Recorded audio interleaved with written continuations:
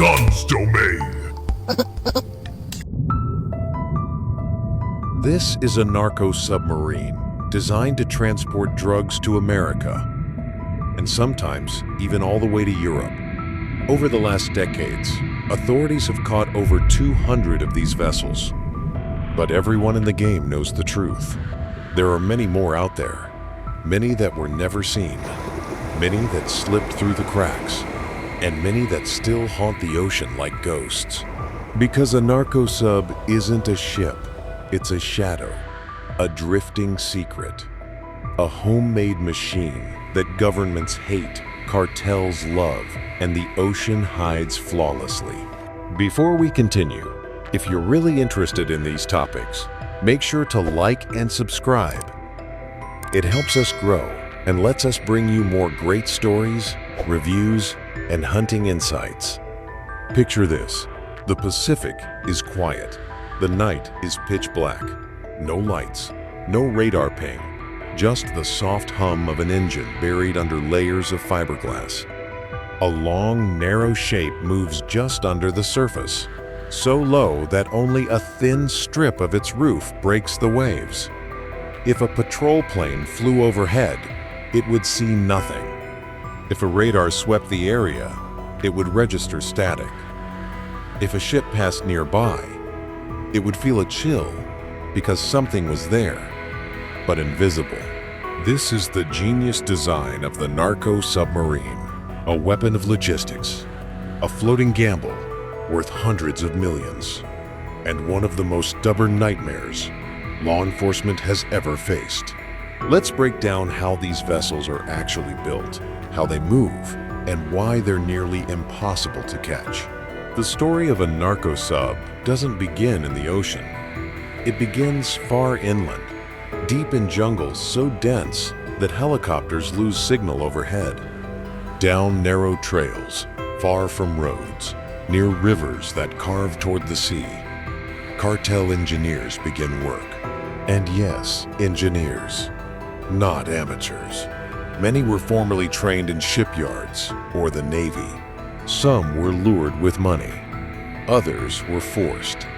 But all of them used their skills to construct something that, on paper, should not exist. Their workshops look like improvised shipyards hidden under camouflage nets, welding torches, generators, pumps, steel skeletons, fiberglass molds. Even navigation equipment sits on wooden tables surrounded by vines. It feels surreal.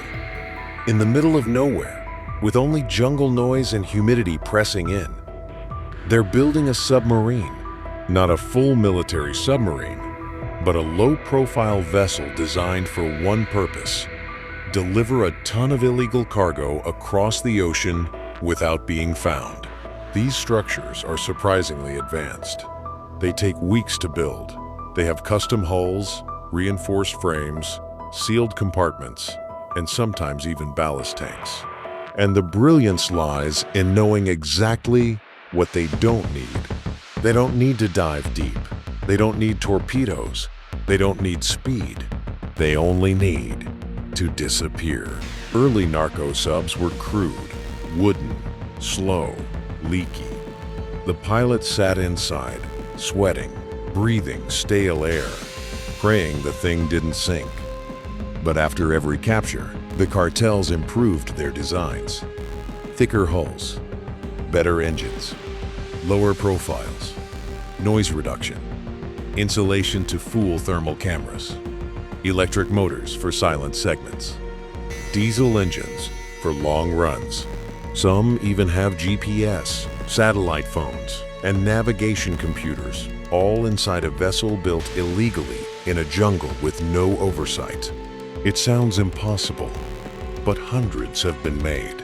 And the terrifying part is this: they're disposable. If one sinks, it's simply written off as a cost of doing business. One successful run earns enough to pay for 20 failures. Governments can't think like that. Cartels can. Now imagine the morning of launch. The crew pulls the vessel toward the riverbank and lowers it into water that looks like ink. A single pilot climbs inside the cramped cockpit, knees bent, head bowed, surrounded by pipes, wires, and heavy cargo wrapped in plastic. The walls creak. The air is thick. There's barely enough space to stretch. No comfort. No safety. This pilot knows he might die. Many already have. Storms capsize these craft easily. Leaks form. Engines fail. Some boats vanish entirely, swallowed by the ocean, never to be found.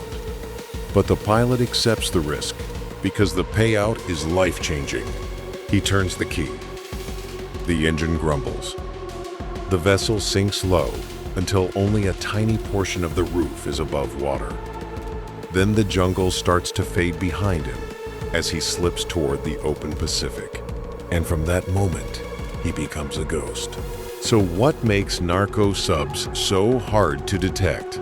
First, the materials. Most hulls are made from fiberglass. Lightweight, cheap, and almost invisible to radar.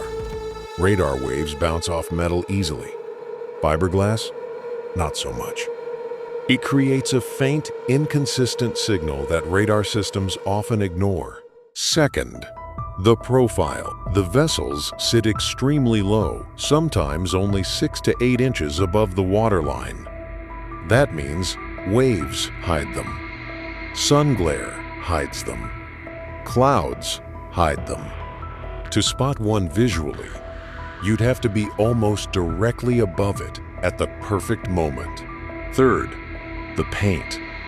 These boats are coated in ocean-matching colors. Sky blue, gray, sea green. Even if someone stares straight at it, it blends with the water.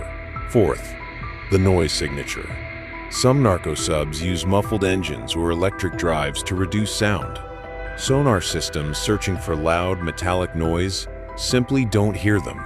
Fifth, unpredictable routing. They don't follow commercial shipping lanes. They roam through open water, where few vessels ever go. Even advanced patrol aircraft struggle. Satellites struggle. Naval ships struggle. The ocean is too big and the sub is too small. And when, by some miracle, authorities do get close, many narco subs include a kill switch, scuttle valves.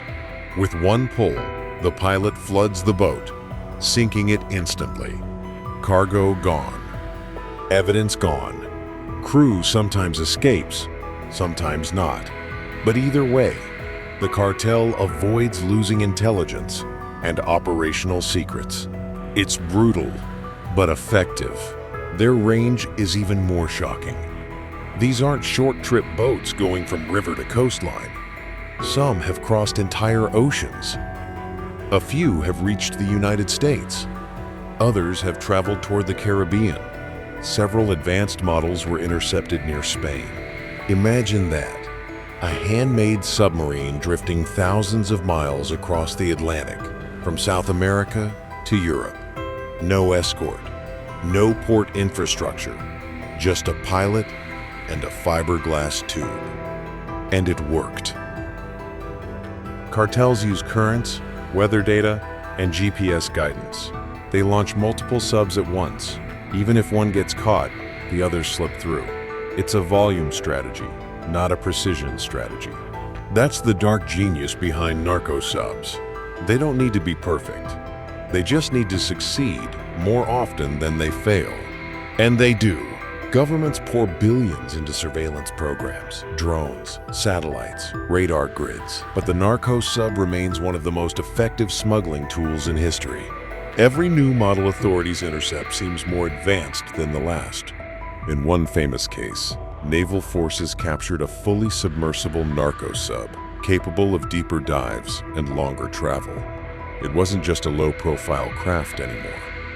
It was a true submarine, built illegally, in the jungle, by a cartel with more money than patience. It shocked experts. If a criminal organization can build that level of engineering in secret, imagine what they could do with unlimited time and fewer raids. But beyond the technology, the human element is just as fascinating and terrifying.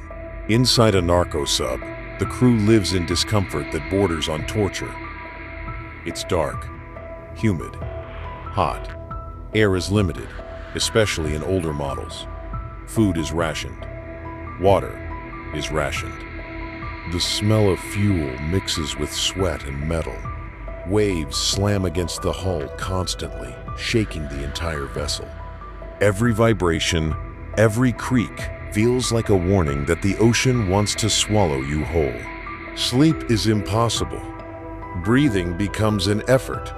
Panic is common, but if they make it, the reward is huge. This is how the cartels incentivize people to take the risk. You're not just piloting a boat, you're piloting a fortune. A single successful run can be worth hundreds of millions of dollars. The cartels see these subs as delivery trucks, highly specialized, highly disposable, and terrifyingly effective. After decades of evolution, the narco sub has become more than just a smuggling vessel. It's a symbol of the silent war between cartels and global authorities.